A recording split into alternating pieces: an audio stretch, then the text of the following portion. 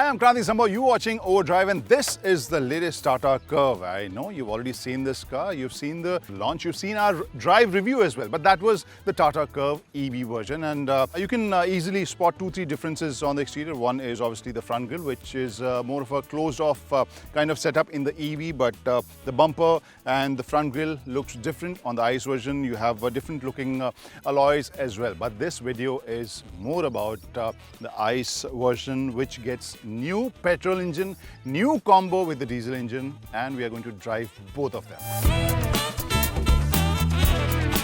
So basically, Tata Curvv ICE has 3 engine options. One is 1.2 Revtron, then you have a diesel one, and then the new Hyperion one. So before we start talking about the drive and the features of this car, let's talk about the prices and the technical specifications of all these 3 versions. Now, the most subjective part of this review, which is the looks and design of this car. How do I like it? You let us know how do you like this shape and design of this car in our comment section. But I think all of us would agree that this is that aspect of Curvv which sets it apart. This is the most distinct looking element, radically different as well. What would be Curvv's punchline? Creta is a bestseller, Seltos bestseller's cousin, Grand Vitara best-selling brand's product, Kushaq, non-Korean European product, Taigun, another non-Korean European product in GTFR, Basalt, Citroen's effort to target both Creta and Nexon, or maybe Venue for that matter. So what could be Curvv's punchline? Coupe-shaped Creta killer or a compact segment all-rounder? But the front of this Tata Curvv has a very familiar face, typical Tata family face, and when you compare it with the rear, I think they could have approached it with similar kind of zeal and zest. I think this feels very familiar, as I said. But at the same time, some of the elements make it look really sharp and smart, especially the piano black finish. That's a theme overall, because on the front grille you can see that, on the bumper as well, side cowl as well. Then you have wheel arches with piano black finish. Then you have cladding on the sides. So overall, this piano black finish goes till here.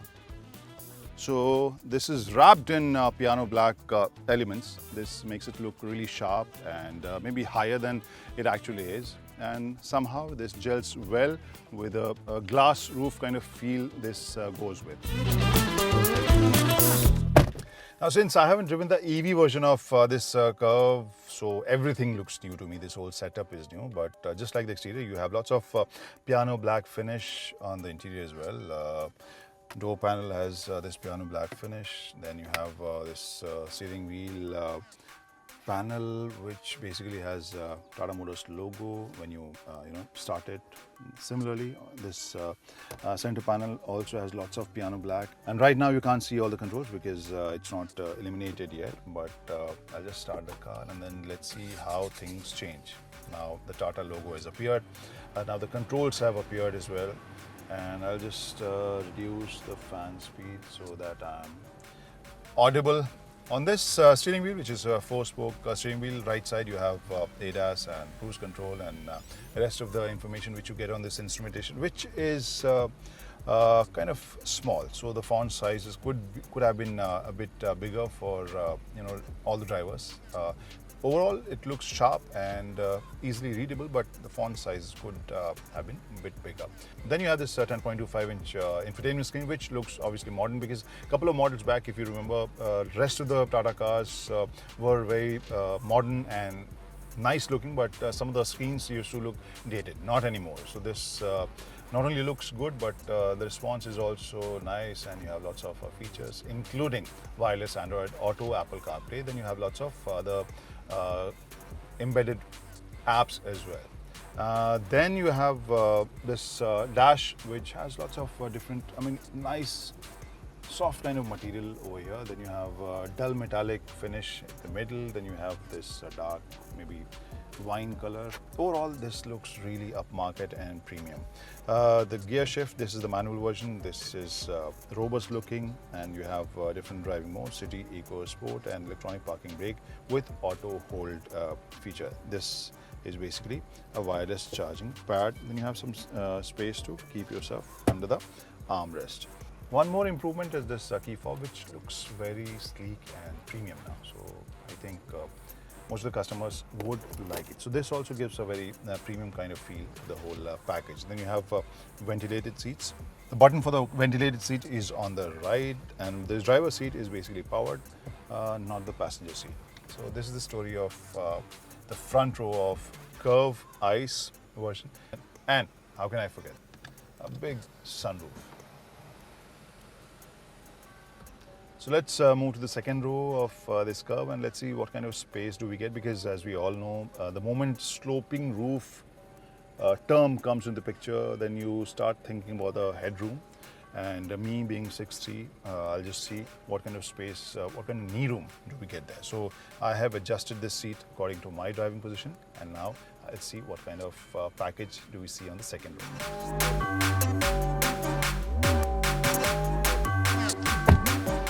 So the moment of truth, guys, and sloping roof with 6 feet 3 inch presenter. What kind of setup are we looking at? So this is not very comfortable for me, not comfortable at all for a passenger who is this height, but for average Indian height passengers, I think this would be kind of just okay. Knee room could have been a bit better. Thigh support is good. Overall feel is robust and nice cushioning. The armrest could have been a bit more robust. And what else do you get? So you have this AC vent or a blower, and you have a Type-C charging port and Type-A charging port. So overall, second row is okay for average Indian height passengers, 2 passengers. This space looks like okay for them. But if you are tall or taller than that, I think headroom is going to be a big issue. They have scoped this portion out, but at the same time, you will have some kind of head movement, and this is going to obstruct that. So this is the story of second row, and I think that sloping roof fear which I had, that has come true. And this could be a good surprise package for Curvv customers, because in this segment you get, gesture controlled power tailgate, and it's very consistent. Every time I've tried this, it has opened. And then the space, 500 liters of space, which is good enough, more than what you need for any typical weekend trip or those long weekend trips we keep planning.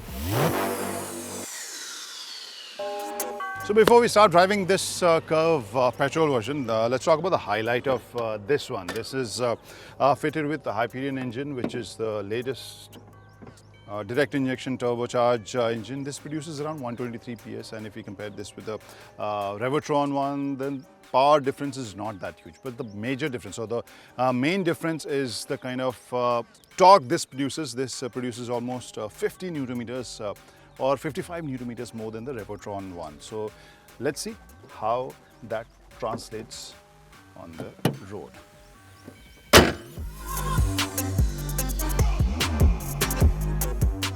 So I've driven both the cars, petrol and diesel versions. Petrol was Hyperion engine with 6-speed manual transmission, and the diesel is dual clutch transmission combo, which is new in this. And let's talk about those elements which are common. I felt common in both the cars. One is obviously the platform. This handles really well. The overall feel is very robust. You feel very confident on the road, and the balance is such that you can imagine driving this in regular city condition and also on the highway. So that way, this feels versatile. This feels capable enough for any kind of driving conditions.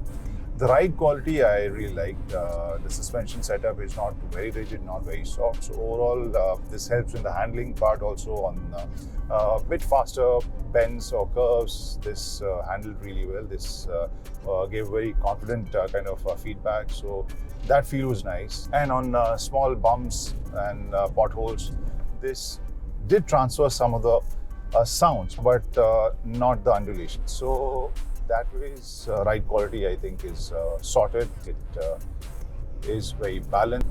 And if you talk about the braking part, that also gives you confidence, very precise. Another common element which I felt the Tata Motors engineers should work on is, I guess, the NVH levels, because what has happened that both the cars are very torquey.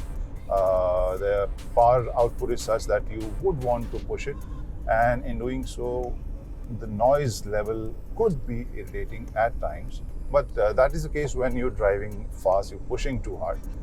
If you're cruising, then I guess both the versions felt very composed and calm. Now the model-specific drive impressions. The petrol one has this overarching theme of, I would say, torque. It's very torquey. The grunt is easily felt. You can overtake cars even in second, third gears easily, and that gives you confidence if you're driving on a highway. And at lower speeds, that torque could be overwhelming at times. But yeah, I think that is the character of that car. It feels really grunty. If you talk about the diesel version, which I'm driving, the star of this package obviously is the DCT, dual clutch transmission. Very seamless, the way it changes and the way it is behaving with the engine. Gives a very balanced kind of power delivery. There's one more element which is kind of common in both the cars. That was NVH level. I think Tata Motors engineers should work on that a bit extra, because both the engines are powerful, torquey, and you want to push it. And the moment you push it hard or some sudden acceleration, at that time you feel that the NVH level could be a bit better. So that becomes a bit noisy. And in case you're driving alone or you're not listening to any music, then that could become a bit irritating on the long drives. But yeah. A crowded segment getting more crowded. Competition getting tougher, overall sales are stagnating, customers are stuck with a paradox of choices, and the manufacturers struggling to get a share in the humongous compact SUV segment pie. And for Tata Motors, filling this gap between Nexon and Harrier was crucial. The Curvv seems to be a great package with decent drive performance, composed ride quality, and the tech pack which is on offer. Hyperion engine is capable of exciting the enthusiast in you. Dual clutch setup in diesel is a big testament to the fact how Tata Motors have approached this vehicle. Except for the second row space, which is a big priority for the customers in this segment, Curvv ticks most of the boxes. But the challenge is the context. The hottest segment of the Indian car industry, with so many capable products offering almost everything the modern car industry has in the catalogue, is a hard nut to crack.